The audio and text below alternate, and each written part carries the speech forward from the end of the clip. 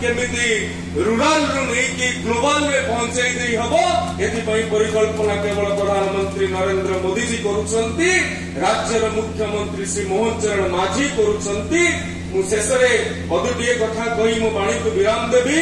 आज सकाळ उठी जेते बेले खबर कागज पढुतुली देशर महामहिम राष्ट्रपति द्रौपदी मुर्मू जींकर भगवान बिरसा मुंडांकर 150तम जन्म जयंती संपर्क में खबर कागज रे गोटे आलेख बाहरी अनेक कथा से कहिसंती ता भितरे गोटे तांकर पिला बेलर कथा से मने पकेइसंती जेते बेले सी छोट थिले निज बापांक सहित जंगल को जाउथले जाळेनी काठ संग्रह करिबा पई तांको बापा तांको सिखैथिले जाळेनी काठ संग्रह करने पूर्व प्रथमे हाथ जोड़ी ये गछ को ये जंगल को ये प्रकृति को नमन कर प्रकृति पाखरे क्षमा प्रार्थना कर तापरे जाइए जाळेनी काठ संग्रह कर ये आगे गोटे छोट कथा हो पारे किंतु या भितर जो दर्शन अच्छी या भितर जो तत्व अच्छी आज समाज को ताको बुझिबार आवश्यकता अच्छी।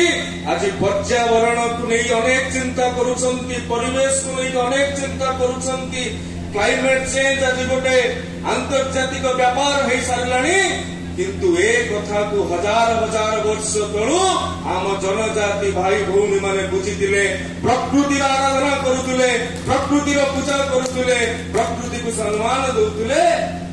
ओडिशार से गौरवमय अध्याय ओडिशार से वीर रमणी कहले अत्युक्ति हेब नहीं। जदिओ आदिवासी जनजाति सी आसुछंती आज भारतीय जनता पार्टी सरकार देशर सर्वोच्च स्थान रे नहीं पहुंचाई। आदरणीय द्रौपदी मुर्मू जी आज लक्ष लक्ष आदिवासी झील मानकर आदर्श साजी पारिछंती। ओडिशा रे जते बेले भारतीय जनता पार्टी सरकार हैला प्रथम भारतीय जनता पार्टी मुख्यमंत्री भाव में जड़े आदिवासी व्यक्ति को ही चयन करागला आमर आदरणीय मोहन माझी जी महोदय। तेणु भारतीय जनता पार्टी ये सरकार ये एनडीए सरकार आदिवासी भाई भौणी मानकर सामग्रिक विकास चिंता करुछि कारण केबे भी को आदिवासी भाई भौणी माने व्यक्ति स्वार्थ को नहीं लड़ाई करी व्यक्ति स्वार्थ कथा चिंता करी सामूहिक स्वार्थ कथा चिंता करुछंती। यही नीति यही आदर्श भगवान बिरसा मुंडांकर भी थिला।